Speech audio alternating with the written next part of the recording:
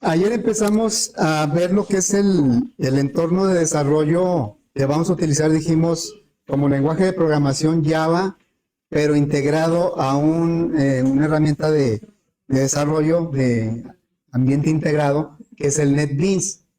Bueno, ahí en NetBeans, ¿qué nos va a proporcionar? Dijimos, un editor de texto para no andar buscando uno por fuera. Un editor de texto nos proporciona, pues, la manera de compilar y ejecutar de forma muy práctica, muy simple, en lugar de tener que hacerlo nosotros acá por fuera en la línea de comandos. Bueno, entonces, y empezamos a ver así una rápida vista a los elementos principales de NetBeans. Entonces, voy a retomar tanto el análisis como el algoritmo. Aquí tenemos el algoritmo de qué es lo que vamos a codificar. Ya habíamos creado un proyecto, ¿sí? Pero, ¿qué es lo que nos proporciona NetBeans al principio cuando creamos el proyecto? Pues una plantilla en donde ya nos da elementos básicos para crear nuestro proyecto. Déjenme. Bueno, entonces voy a abrir el proyecto. Aquí en mi caso, pues como yo los tengo en mi compu y es la que uso, pues no los tengo que estar abriendo los proyectos, ya los tengo yo aquí a la mano.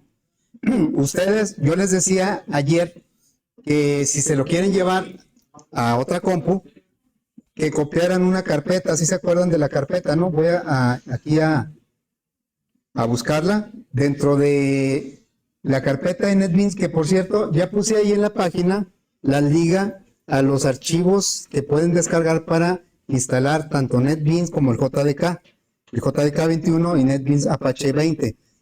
Son los que yo descargué y yo instalé en mi máquina, entonces los puse ahí en la nube para que ustedes pudieran, lo pueden buscar, pero a veces, mira, aquí está en lugar del 20, no, es que ya está el 24, no sé cuál está.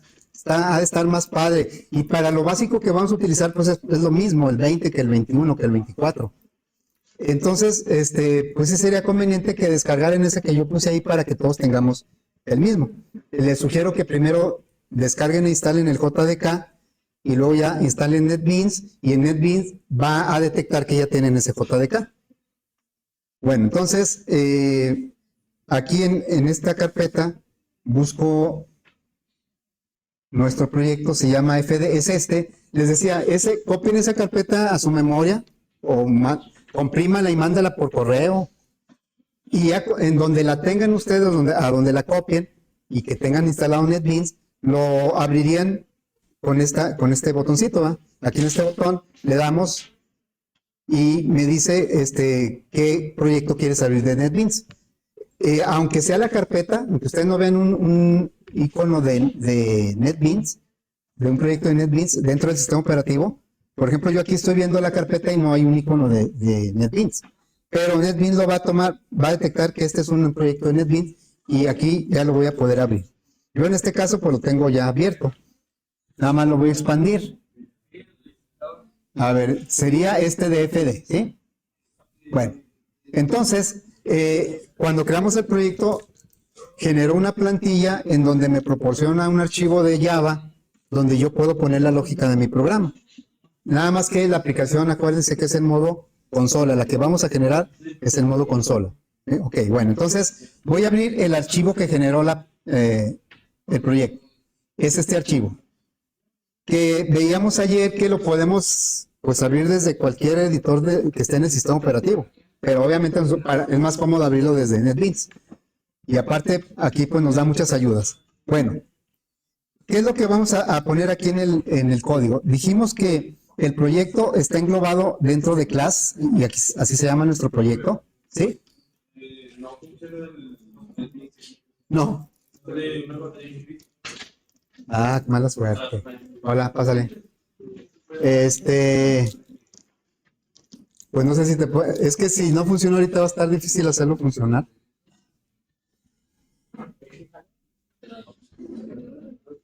No da. A ver.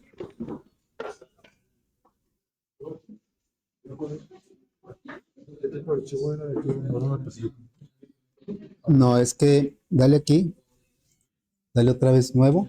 Crear uno nuevo. No, aquí. Ahora sí, Java, así, Java with an, así. ¿Está bien? Sí. ¿Ya no quiere? Mande.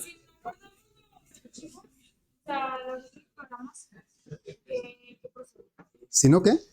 No guardamos los otros programas, o sea, las otras partes. Pues no, tú dices las que ya hemos hecho, que no las guardaron. En realidad no pasa nada porque yo no se los pido como evidencia ni nada. Sí es bueno que los tengan porque a veces de ahí pueden buscar cosas que necesiten para otros proyectos, pero realmente no hay problema si no los tienen.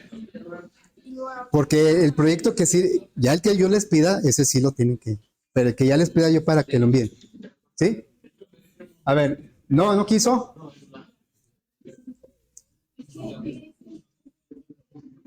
A ver, salte de ahí.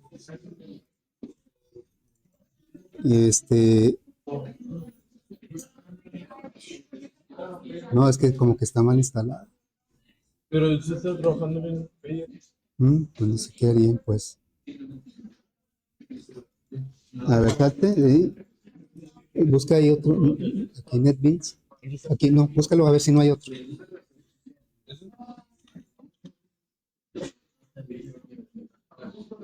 A ver, pues, es el mismo, ¿no? Te va a dar lo mismo, ¿vale?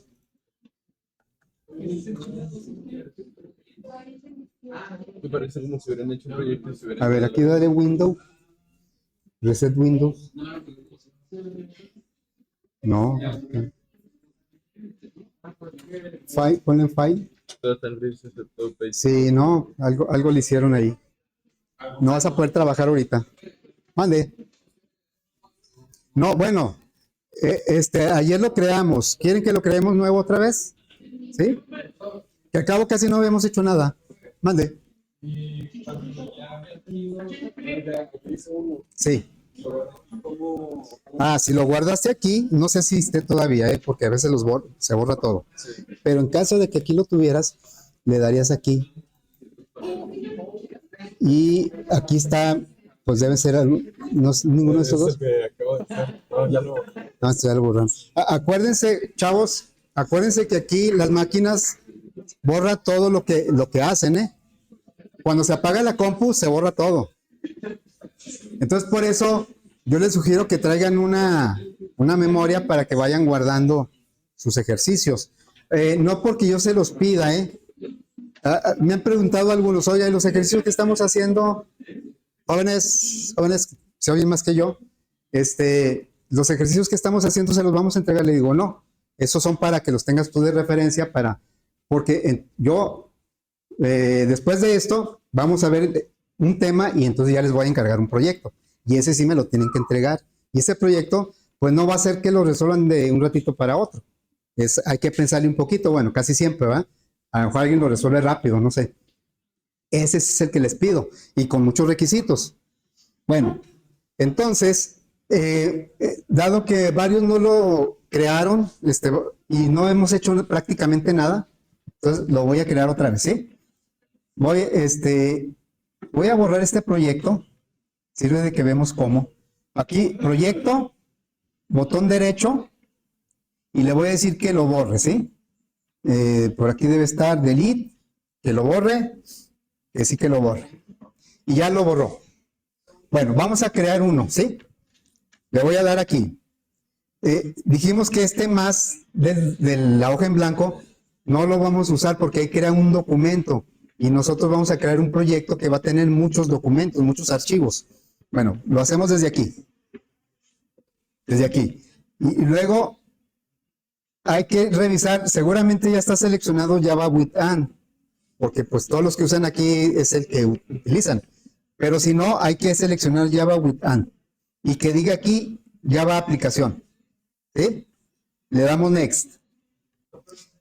Y luego ahí ya me pregunta qué nombre le quiero dar al proyecto. Yo le voy a decir, siempre voy a tener esta estructura. FD, guión bajo, no guión medio, guión bajo, 2024, la fecha, 09-19. Estamos a 19, ¿no? Guión bajo, aplicación, no, área rectángulo. Aquí me está preguntando el nombre del proyecto. Me pregunta otras cosas que no le voy a mover. Tal vez en alguno le movamos, pero normalmente no le vamos a mover. Ya le di el nombre. ¿Qué sucedió aquí? Vamos a ver qué sucedió aquí. Voy a ver si lo borró de aquí. No, aquí está todavía. Fíjense, el de ayer está todavía. Nomás lo quitó de ahí. Bueno, lo voy a crear, ¿eh? Lo voy a crear. Ahí lo está creando. Y ya, si ustedes se fijan, en esta carpeta de NetBeans Project ya está creado el del día de hoy. Este fue el del día de ayer, este fue el del día de hoy. Bueno, entonces, ya tenemos aquí el archivo de código fuente donde vamos a poner nuestra lógica. La lógica la vamos a poner dentro de main. Tiene que estar dentro de esta llave y esta, ¿sí? Ok, entonces, y aquí es donde vamos a recordar lo que les encargué de tarea. Cómo se declaran las variables, cómo se piden los datos. Todo eso se los encargué de tarea, pues para no tardarnos tanto aquí en verlo, sino que lo vamos a estar aplicando. Y creo yo que nos lo vamos a aprender. Bueno, entonces vamos al algoritmo. ¿Qué es lo primero que hace en el algoritmo? Declarar variables. Entonces vamos a poner aquí en Java cómo se ponen los comentarios, igual que en PCInt. Con doble... Hay diferentes formas. Esta es la más, digamos, la más práctica. Pero hay otras formas que luego vamos a ir viendo. Cada renglón que quiera poner un comentario, lo antecedo con doble diagonal. Y aquí ya le pondría declaración de variables. Acuérdense que los comentarios no se ejecutan. Es nada más tener referencias en el código para entenderlo mejor. Luego, de una vez voy a poner todos los comentarios que están ahí. Después de la declaración de variables viene la entrada de los datos.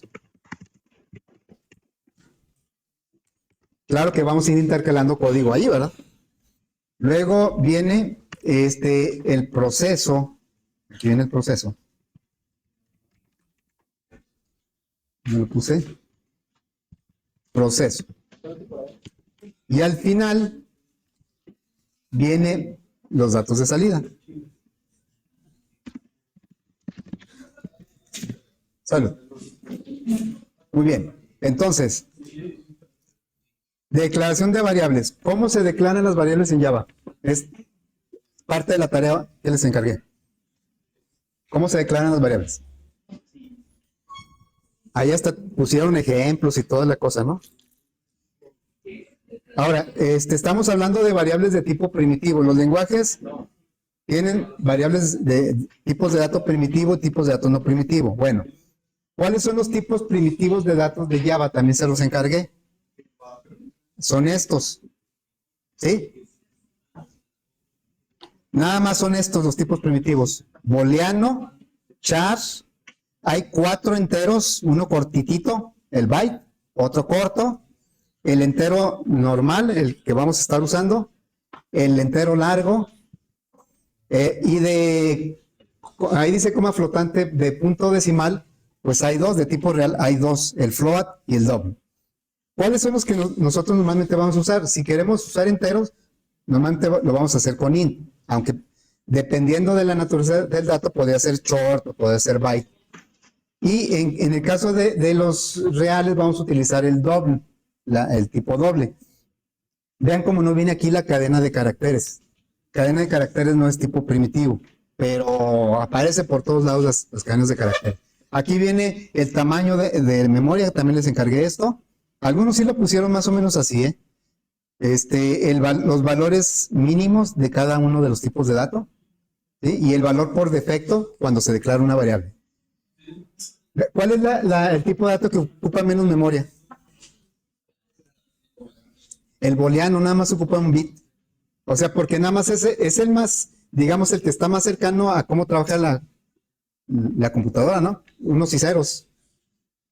¿Sí? El booleano, cuando en mis tiempos en los lenguajes no traía el tipo booleano, lo manejábamos como un entero que vale 1 verdadero, vale 0 falso. Bueno. Entonces, ¿cómo se declaran las variables en Java? Se pone el tipo de dato, y ya vimos que, de acuerdo aquí el algoritmo, lo que vamos a hacer ahorita es la traducción del algoritmo. El algoritmo dice que todos son de tipo real. En Flowgorim y en PCIN, de tipo real nada más hay uno. Así es. Como en inglés y español real se dice igual, pues en los dos es real nada más. Aquí en Java es doble y float. Vamos a usar el doble, ¿sí? Se pone el tipo de dato. Y vean cómo el editor nos ayuda identificando que ese tipo de dato existe. Si le pusiéramos, por ejemplo, aquí con esta, pues no va a decir que ese tipo no existe. Bueno, y enseguida se pone el nombre de la variable, pero como en este caso son 4 del mismo tipo, las podemos poner igual que en el PCIN, separadas por comas. Le diríamos la base, la altura, el área y el perímetro. Y todas las instrucciones de Java terminan en punto y coma. Podemos tener varias instrucciones en una línea, cada una termina con punto y coma. O podemos tener una instrucción de varias líneas y al último le ponemos punto y coma. Lo usual es tener una instrucción en una línea, ¿no? Ok. Ya están declaradas las variables. Dijimos que eso en tiempo de ejecución lo que sucede es que separa memoria para guardar datos con ese tipo, de ese tipo. Bueno, ahí está. Ahí no hay mucho que hacer más que declarar. Luego viene la entrada de datos. Yo les pedí que consultaran cuál es la entrada estándar y cuál es la salida estándar. Me pusieron varias cosas, pero sí algunos me pusieron cuál. La entrada estándar de Java es a través de una librería. No, bueno, esa ya es un poquito más. Sí, de hecho sí la vamos a usar. Es system-in. ¿Sí? Por in, acuérdense que es entrada. Entonces, system-in es la entrada estándar. Ahora, tenemos que acostumbrarnos en Java, en cualquier lenguaje de programación, vamos a acceder o vamos a tener acceso a muchas funciones. No es como en los algoritmos. En los algoritmos se trata de concentrarnos en la lógica, en la solución del problema. No meternos en tantos detalles como en el lenguaje de programación. En el lenguaje de programación vamos a tener un mundo de funciones. Muchas funciones de muchas librerías. Y bueno, nosotros vamos a usar las básicas. Las que son esenciales ya las trae el proyecto. Por ejemplo, el system in y varias que vamos a usar ya las trae esas librerías integradas al proyecto. Como de base ya trae las esenciales. Pero va a haber librerías que tenemos que declarar porque la función que nos interesa pues está en esa librería, pero esa librería no está en el proyecto. Entonces Java tiene muchas librerías y le diríamos, a ver, quiero que me integres esta librería porque voy a usar esta función. Pero ahorita el system-in tiene muchas funciones. ¿Cómo accedemos a las funciones? Dándole un punto. Y aquí la ayuda me dice todas las funciones que hay.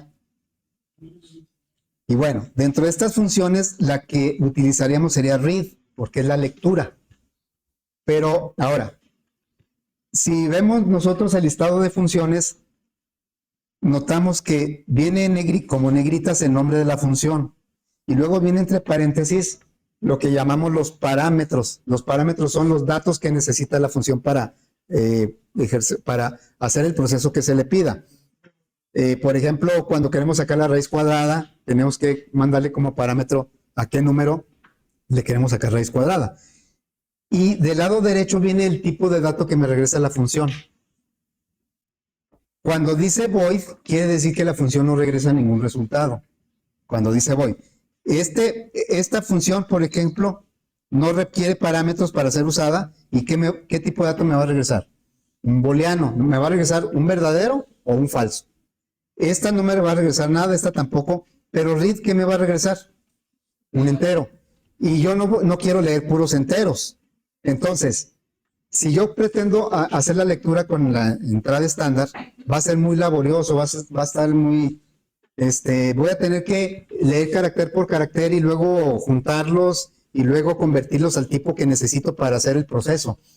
Y entonces, por eso, Java, a partir de cierta versión, incluye una librería que hace todo eso que platiqué. Por lo tanto, la entrada la hace más fácil y es la que mencionaste tú, es el escáner. ¿Sí? La librería Scanner. Entonces, por eso también les encargué que consultaran la librería Scanner.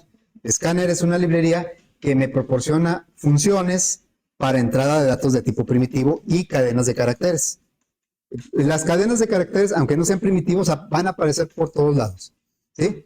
Bueno, entonces, por eso el System.in no lo vamos a usar directamente, sino a través de la librería Scanner. ¿Y cómo utilizamos la librería Scanner? Algunos pusieron un ejemplo de cómo se utiliza la librería. Se pone el nombre de la librería. ¿Sí? Scanner, así. Y luego, fíjense, estas librerías utilizan variables de tipo no primitivo. Acá declaramos las variables de tipo doble que son primitivas. Así es como se declara cualquier variable de tipo primitivo. Se pone el tipo de dato, el nombre de la variable, si son varias del mismo tipo, separadas por coma. Pero ahorita lo que necesitamos es declarar una variable de tipo no primitivo. Nosotros vamos a usar en el semestre a lo mejor 2 o 3 variables de tipo no primitivo. Por lo tanto, no lo voy a explicar por dos razones, porque no vamos a usar muchas y porque se tendrían que ver conceptos de programación orientada a objetos que no vamos a ver. Eso será hasta el otro semestre. Entonces, lo vamos a tomar como una recetita, ¿verdad? ¿Cómo se declara la variable para utilizar las funciones de Scanner? Se pone un nombre de variable, aquí sí puede ser libre, el nombre que ustedes quieran, como los nombres que nosotros seleccionamos para eso. Claro que no es así al ahí se va. Dijimos que los nombres de las variables hay que ponerlas de acuerdo a lo que representan, lo más fiel a lo que representan para que me dé lógica en el código. Bueno, por eso yo siempre le voy a poner teclado a la variable. Así se va a llamar, teclado, porque la idea es que a través del teclado y utilizando las funciones de Scanner me va a proporcionar los datos de entrada. Bueno, y después se pone un igual, después un operador new. Aquí es la parte donde les digo que no vamos a ver, no voy a explicar tanto porque no tiene mucho sentido ahorita. Y luego se repite el nombre de la librería. Y aquí es donde vamos a asociar la entrada estándar. Entre paréntesis, me pide un parámetro. Ese parámetro, fíjense todo lo que puede ser. Dice, todo esto puedes ponerlo con... Todos estos son tipos de datos.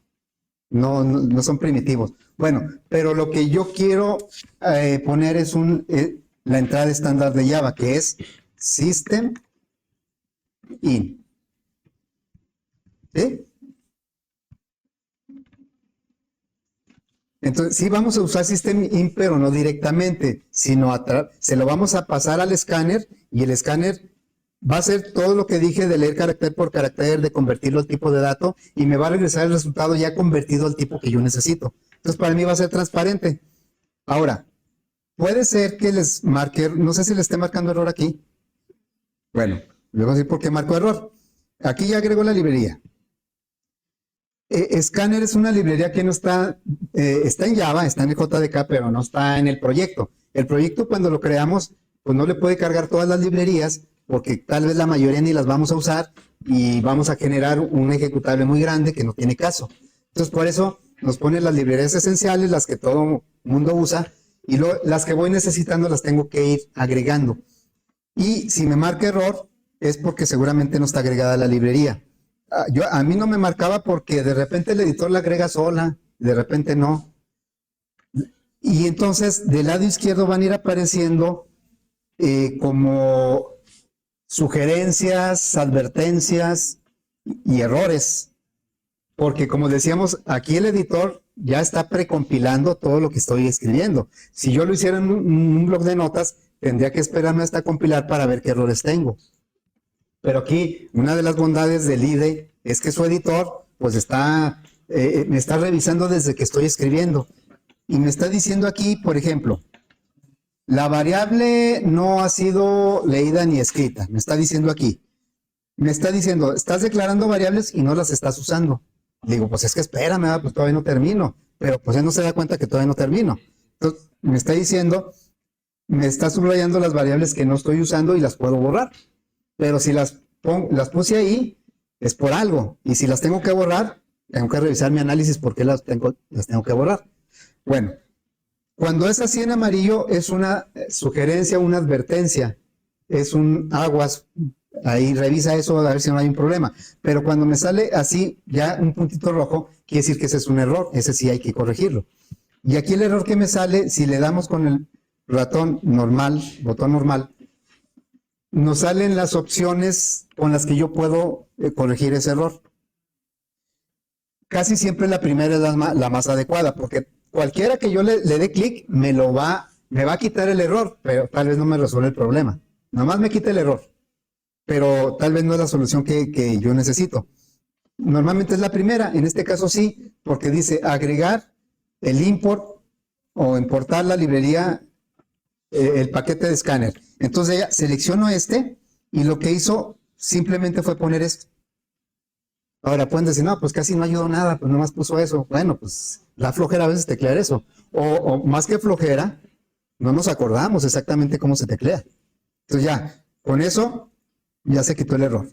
Bueno, ahora, la entrada de datos va a ser a través de la variable teclado, que le ponemos un punto y ahí es donde accedemos a las funciones de escáner, las que también les encargué. Les dije, las principales funciones de escáner para entrada de datos de tipo primitivo. Y ahí pusieron algunos, el next int, el next double. Eso va a hacer que la entrada sea, pues para nosotros casi transparente. Al ejecutar eso y encontrarse un next int, por ejemplo, se va a detener la ejecución, el usuario va a teclear, lo va a tomar el system in, se lo va a pasar al escáner, el escáner lo va a tomar y lo va a convertir entero y me lo va a regresar. Todo ese rollo me lo evité con la librería escáner. Y entonces ya yo tomo el entero y ¿qué hago con él? Normalmente lo voy a guardar en una variable, porque esa variable va a intervenir en algún proceso. Ok, entonces, pero antes de pedir el dato, ¿qué necesitamos? Necesitamos una salida, ¿no? Una salida. ¿Cuál es la salida estándar de Java? También está en la tarea, ¿eh? La salida estándar es system out. Así como system in es entrada, out es salida. Entonces, le ponemos system out, esa es la salida estándar. Y si le ponemos un punto, nos muestra todas las funciones que podemos usar de esa salida. Mande. ¿No te muestra esa? Bueno, de repente la ayuda puede estar inhabilitada o puede estar ahí, ahorita vemos si cuando le escribas te marca error, ¿no? Sí, de repente la ayuda. Acuérdense, qué bueno que dices eso. En PCIN y Flowgorim no nos preocupábamos si eran mayúsculas o minúsculas, les daba lo mismo. Aunque yo les dije, yo desde aquí voy a seguir el estándar. Variables con minúsculas. Bueno, en Java sí hay que tener cuidado porque es sensible a mayúsculas y minúsculas. No es lo mismo una variable que se llame área y que empiece con mayúscula a una que se llame área y que empiece con minúscula.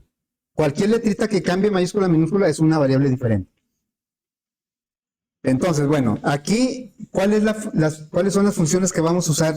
Claro que de todas esas, normalmente nosotros vamos a tomar solo algunas. Y en este caso, vamos a usar unas que se llaman print.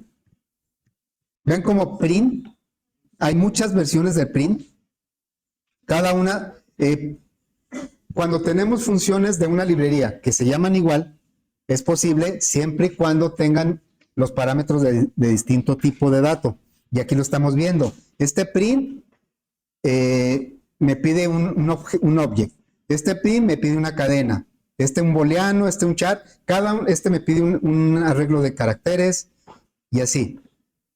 Entonces, pues yo no me debo preocupar por eso, porque a la hora de que yo pongo el print y le pongo entre paréntesis lo que quiero que muestre, print es que lo imprima, que le dé salida, pues si yo le paso una cadena, va a tomar esta versión. Si le paso un doble, va a tomar esta versión. Solito lo va a tomar el compilador. ¿Sí? Ok, bueno, vamos a usar el print o el println. ¿Cuál es la diferencia entre el print y el println? De println también hay versiones diferentes. Bueno, el println, la diferencia es que, acuérdense que esto ocurre en tiempo de ejecución, lo que estoy diciendo. Cuando se ejecuta, si yo le doy print, me va a mostrar lo que está entre paréntesis, el parámetro me lo va a mostrar en la consola y el cursor se va a quedar en un ladito, no va a avanzar.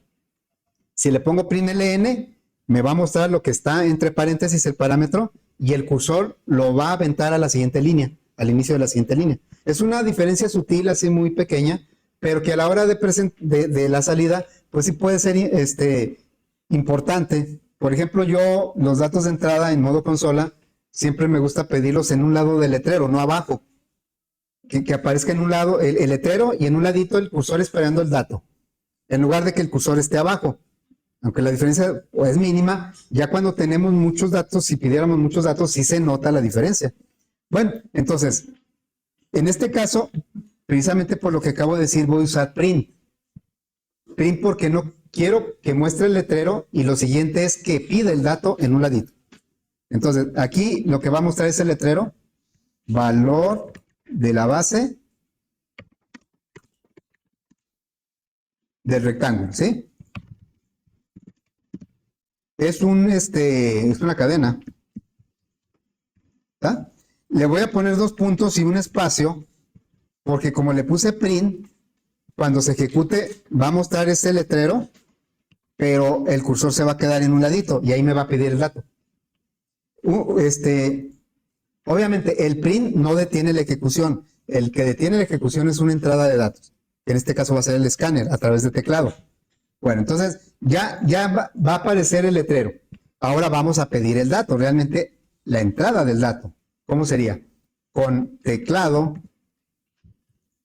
punto, y las funciones que vamos a utilizar para entrada de datos del escáner empiezan con next. Next como siguiente, next. ¿Sí? Y aquí están next. Este next me regresaría una cadena, quiere decir que me serviría para leer una cadena, este next. Luego, estos también con algunos parámetros. Los que nos interesan sobre todo son el next byte, puede ser. Los que más vamos a utilizar son el next doble. Me va a regresar, el valor que lee me lo va a regresar como un doble, para que yo lo pueda usar en operaciones. El next in también. El next line. Más que todos los que vamos a usar son el next in y el next doble.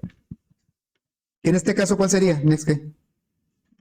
Doble, ¿verdad? Porque pues es un valor doble. Y ahora, eso, ¿cuál es el efecto en tiempo de ejecución? Que se va a detener y me va a mostrar el letrero. Y como le puse print, el cursor va a estar en un ladito y ahí me está pidiendo, se va a esperar ahí, va a estar el cursor ahí centellando para que el usuario ponga el dato que es la base. Pero ¿qué voy a hacer con esa base? Pues la voy a tomar cuando ya me la regrese la función nextDouble y la voy a guardar en la variable que se llama base. Es una asignación, ¿sí? Estamos haciendo una asignación de lo que se lee a través del teclado, que es una librería, es una variable de escáner, y luego estoy guardando en la variable que se llama base. Si se fijan que ya es más laborioso, son más detalles los que tenemos que tomar en cuenta en el lenguaje de programación, por eso no es tan recomendable irse directamente al código, a no ser que ya lo conozca así muy bien, ¿verdad? Bueno, entonces, ahora vamos a pedir la altura, es más o menos lo mismo, sería system out print, y le vamos a poner aquí, ¿qué dice? Ahora el valor de la altura. Ahora el valor de la altura. 2 puntos, espacio. Como puse print, no va a brincar de línea y me va a pedir en un ladito la altura. Y entonces, aquí le diríamos otra vez que la altura es igual a lo que me regrese la variable teclado a través de la función nextDouble. NextDouble es la función que va a hacer el trabajo de esperar a que el usuario teclee y que le dé enter, tomar esa información y convertirla a doble. Y ya, una vez que hizo todo eso, el resultado nosotros lo estamos guardando en la variable altura. Bueno, ya tenemos ahí la entrada de los datos. Así es que el escáner lo vamos a utilizar para entrada de datos en modo consola. El proceso. Vean cómo pongo líneas en blanco. Para que el código no quede así todo pegado, todo junto, que luego se batalla más para leerlo. Cuando escribimos código, tenemos que pensar es como si estuviéramos escribiendo un libro. Debemos hacerlo de tal manera que sea limpio, que se pueda leer, que se pueda entender. Así como en los libros se utilizan los párrafos y las sangrías del primer renglón, cuestiones, los márgenes, aquí también, ¿verdad? Bueno, entonces el proceso es calcular, ¿no? Vamos a calcular el área. Dice, área es igual. Aquí la asignación, ya nos dimos cuenta, es con el igual. Área es igual a ¿qué? A base por altura. Yo intencionalmente pongo espacios entre los operadores para que no se vean tan juntas las expresiones. Ese es el área. Luego, el perímetro es igual a ¿qué? Dice 2 veces por, hay que poner la multiplicación. Entre paréntesis, el editor ya me ayuda. Yo abro el paréntesis y lo cierro, ¿verdad? Para que no se me olvide. Entonces aquí sería base, ¿no? Base más altura. Y toda instrucción termina en punto y coma. Ah, pero ahí perímetro, me está marcando un error. ¿Qué me dice? Dice que no encuentra esta variable y no la encuentra porque yo la declaré mal acá. ¿Sí? Me faltó la E aquí. Ok, bueno. Luego, este es el proceso. El proceso, pues el usuario no lo ve. ¿Qué es lo que ve el usuario? Nada más la entrada y la salida. Es lo único que ve. Y entonces vamos a mostrar aquí los resultados. La salida es una concatenación de un mensaje con el valor de una variable. ¿Cómo lo vamos a hacer? Con la salida estándar. Y aquí sí voy a usar el system out println, porque aquí sí quiero que ponga el resultado y que brinque de línea para que ponga el otro resultado. Si le pongo print, lo va a poner junto en el mismo renglón. Bueno, entonces aquí vamos a println es una función que todo lo que le llega lo va a convertir a cadena y lo va a mostrar. ¿Sí? Bueno, pero lo que queremos que nos muestre es área igual. ¿Y cuál es el símbolo de concatenación? En Flowering es el ampersand. En PCIN, aunque es configurable, el que nosotros usamos es la coma. Y en Java es el signo más. ¿Sí? Más área. Veamos la diferencia entre estas dos expresiones. Esta que está aquí y esta que está acá. Este más no actúa igual aquí que acá. ¿Qué hace este más aquí? ¿Qué operación hace? Una suma numérica, porque los operandos son numéricos. ¿Sí? Pero cuando el operador más encuentra que un operando es cadena, esto no es, bueno, cuando es cadena nada más. Cuando es cadena, se da cuenta que esta es cadena, entonces lo convierte a cadena y luego lo pega con este. Automáticamente lo hace. Cualquier tipo de dato que yo le ponga más una cadena o la cadena más cualquier tipo de dato, el otro tipo de dato lo va a convertir a cadena. Por eso aquí, al convertir esta cadena y hacer esta concatenación, el resultado es que se ve un solo letrero. O sea, el más no lo puedo usar así indistintamente. No lo puedo usar que sume un booleano más un char o cosas así, no. Pero sí puedo que sume dos numéricos o que concatene dos cadenas. Aunque este no sea cadena, lo va a convertir a cadena. Bueno, entonces aquí sería el otro system out. Ah, me faltó el punto y coma, ¿verdad? Bueno, entonces sería system out. Y le pondré aquí perímetro. Aquí sí le pongo acento. Perímetro es igual a más perímetro.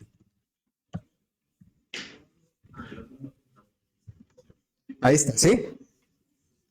Bueno, ya tenemos lo que es la codificación de ese algoritmo.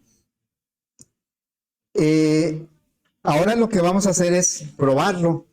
Y pues el IDE NetBeans trae también la manera de probarlo. ¿Cómo lo vamos a probar? Si lo hiciéramos en modo consola, habría que aprenderse el comando con el que se ejecuta un programa en Java. Pero aquí pues, tenemos integrado todo y tenemos este botoncito que de manera transparente lo va a ejecutar, y no solo eso, sino que me lo va a mostrar en una consola virtual. ¿Sí? Cuando le demos aquí play en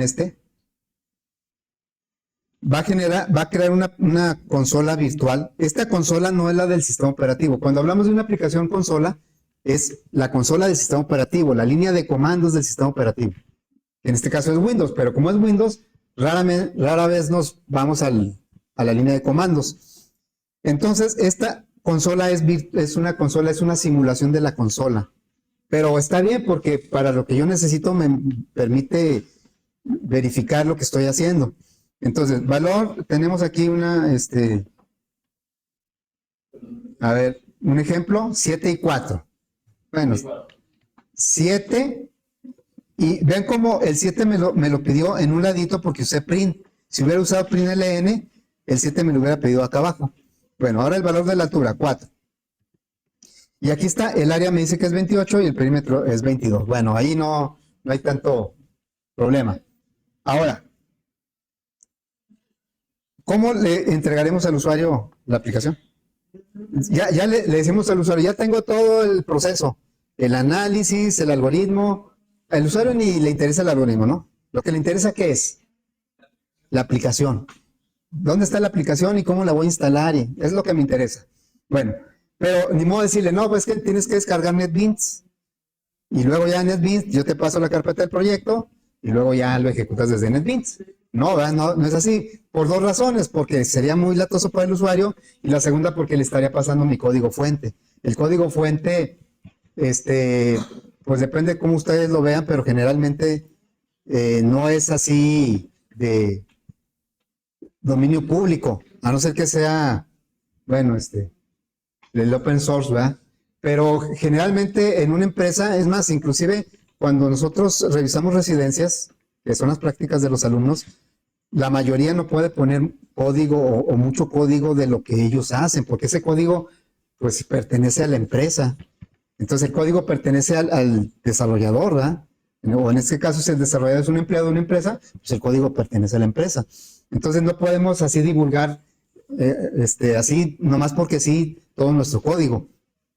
Lo que le vamos a entregar al usuario es el ejecutable. Y no sé si se acuerdan cómo se genera el ejecutable. Ayer lo veíamos rápidamente. Bueno, voy a ubicar la carpeta donde está el proyecto que viene siendo el del día 19. El del 18 fue el de ayer. Mande. Lo de Java a esto, ¿sí? La librería, ¿va? Se supone que le agrega el NetBeans, pero a veces no lo agrega, ¿eh? Y tenemos que teclearla nosotros. Bueno, entonces voy a entrar aquí a la carpeta del proyecto. Ahí está la carpeta. Y vean cuántas carpetas hay. Dentro de la carpeta del proyecto hay 4, ¿no? Bueno, hay 4. Aquí está el código fuente. Dentro de esta carpeta está el código fuente, que es donde accedimos a este mismo archivo con otro editor. Aquí estamos en el sistema operativo. Entonces, ¿dónde dijimos que vamos a generar el ejecutable? Aquí. ¿Sí? Con este botoncito. Y vean qué va a pasar acá. Agregó la carpeta dist. Y dentro de la carpeta dist generó, este es el ejecutable. Este es el que yo le daría al usuario. Tiene extensión .jar. .jar. Entonces, yo cuando se lo entregue al usuario, se supone que le va a dar doble clic y va a funcionar. Pero no lo vemos que funcione, ¿va? ¿Por qué? Porque está en modo consola. Y aquí no estamos, estamos explorando el sistema operativo en modo visual. El Windows es interfaz gráfica. No es que no lo esté ejecutando, es que no lo podemos ver porque no estamos en la consola. Y decimos, no, pues es que la consola no es esta de NetBeans. No, esa consola es una simulación nada más. Si realmente, como en mis tiempos, que todas las aplicaciones las hacemos para modo consola porque no había interfaces visuales, o sea, no había Windows y todo eso en esos tiempos. Fíjense, yo me acuerdo la primera vez que, el primer acercamiento que tuve con Windows fue con un cliente que me pidió un programa, un sistema, y él lo iba a utilizar en una computadora que todavía no tenía, entonces yo lo empecé a hacer, y ya cuando me dice, oye, ya yo terminé el programa, pero la computadora no llegaba, ya llegó la computadora donde se iba a ejecutar, nuevecita, ¿verdad? Era una PC, en ese tiempo las PC pues, eran novedad todavía, y llega y me dice, ahí está la computadora, y ya la prendo y trae instalado el sistema operativo MS2, que es como el Windows, pero en modo consola, ¿no? Y entonces, pues yo instalo mi programa y todo, y me dice, mira, en la caja venían estos discos, y un paquetito de como 6 o 7 discos de disquete de 3,5, así muy bonito el estuche y todo, y era el Windows, decía, sistema operativo Windows. Y yo dije, ¿esto qué es, verdad? Yo no, lo había oído por ahí, pero... Entonces te lo estaban regalando para que lo instalaras en tu computadora y lo empezaras a utilizar. Obviamente yo no lo hice porque dije, no, quién sabe qué vaya a pasar, ¿verdad? Y pues la aplicación estaba hecha para modo consola. Bueno, suponiendo que nos encontramos ahorita un usuario que quiera una aplicación en modo consola, que todavía hay algunas en modo consola, ¿cómo lo va a ejecutar? No, pues aquí, si yo le digo ejecútalo, pues sí, sí lo está ejecutando, pero no se ve la consola. Mande. Sí. Sí.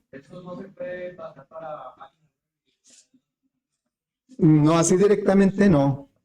Más bien sería como la configuración y eso. Pero mira, bueno, lo que vamos a hacer es esto. Me voy a ir a la consola. La consola. ¿Cómo nos vamos a la consola? Le damos, hay varias formas. Yo le voy a dar CMD. CMD es una abreviatura de command. ¿Sí? Entonces, CMD, aquí en buscar, y me abre la consolita, aquí está. Le doy enter. Y ahí está la consola. ¿Sí? Esta es la consola. Es como trabajábamos nosotros, todo con puros comandos, nada de botones, ni ratones había. Han de decir, no, el profe es de los picapiedra. No había ratones, en serio. La primera vez que usamos ratones, no sé si les pasó, bueno, a lo mejor a ustedes no, pero los primeros, queríamos subir el ratón y le hacíamos así. En lugar de irnos le hacíamos así, no sube el ratón. Bueno, aquí, por ejemplo, si yo me quiero cambiar, no le llamábamos directorios, carpetas, le llamábamos directorios. El concepto de carpeta surgió a través de la interfaz visual del sistema operativo, para que se asemejara a las carpetas que se manejan en una oficina. Y los datos estaban en un archivero, o sea, era la simulación del mundo real, ¿no? Entonces, si yo, por ejemplo, me quiero cambiar a otra carpeta, que en este caso son directorios, tengo que usar un comando que se llama cd. Y ya le doy el nombre del directorio si me lo sé, ¿verdad? ¿Y no ls? No, aquí es dir. ls es en Unix, ¿no? ¿No? Vamos a ver. Ahí está. No lo aceptó. No. El ls es el comando en Unix, en Linux, para ver el contenido del directorio. Aquí es dir. Aquí me está mostrando el contenido, bueno, pero la intención es cómo el usuario lo va a ejecutar realmente. Esto lo vamos a hacer nada más una vez para entenderlo, para comprender cómo está todo esto armado, pero normalmente pues lo vamos a estar ejecutando en la consola del NetBeans, ¿verdad? Entonces, ¿cómo puse el dir? Nomás le pones así dir y enter. ¿No se está viendo ahí? Ya lo hice, mira, dir y enter. Es que si lo hago más grande, bueno, ahí está, se ve más grande. ¿Sí? Bueno, entonces yo me tengo que ubicar en la carpeta donde está este archivo. ¿Y cuál es la carpeta? En Windows, pues ni nos enteramos, le damos clic y avánzale y entra a la carpeta a ver qué hay. O sea, no nos aprendemos los directorios, los nombres de las carpetas, salvo aquellas que usamos mucho. Entonces, pero si nos vamos aquí a la barra de navegación y le damos botón derecho, nos da opción a copiar la dirección como texto. La dirección donde está, entonces copiar la dirección como texto, la voy a copiar de aquí. Y me voy a regresar a la consola, hagan de cuenta que le di un control C. Entonces le voy a dar CD y un espacio, CD es cambiar directorio, change directory. Y le voy a pegar la ruta que copié. Esa es la ruta donde está el archivo YAR. Ahí está el disk, miren. Le doy enter. Y ya se cambió a esa ruta. Ya, esa es la ruta real, nada más que acá la vemos más bonita en Windows. Entonces, si aquí le doy dir, vemos cuántos archivos me está mostrando. El YAR, que es el que andaba buscando, y el README son estos dos que están aquí. O sea, esto es lo mismo que acá, nada más que acá, interfaz visual, interfaz consola. Y entonces aquí vamos a ejecutar este archivo. Aquí es donde sí se tiene que ver porque estamos en la consola. ¿Cómo se ejecuta? Hay que ir a Java y ver cómo se ejecuta Entonces le daríamos aquí, bueno, yo me acuerdo cómo se ejecuta, sería Java, así, y luego guión, YAR, Java espacio guión YAR y el nombre completito del archivo. ¿Cómo se llama? FD-2024-0919-área rectángulo .yar. Es posible que ahí con ustedes, cuando lo ven en la carpeta de Windows, no se vea el .yar. Tal vez no se vea la extensión .jar. Acá sí se debe ver. Le damos y ahí ahora sí ya lo está ejecutando, ¿sí? Aquí está, valor de la base del rectángulo. Ya le damos aquí el valor. Área del valor de la altura. Y ya me está dando el resultado, ¿sí? Y ya lo ejecutó y se regresa a la línea de comandos. Esa es realmente la ejecución en modo consola. Pero nosotros lo vamos a hacer a través de la consola virtual de NetBeans. Ok. Bueno, esta fue nuestra primera aplicación en Java. ¿Dudas, preguntas?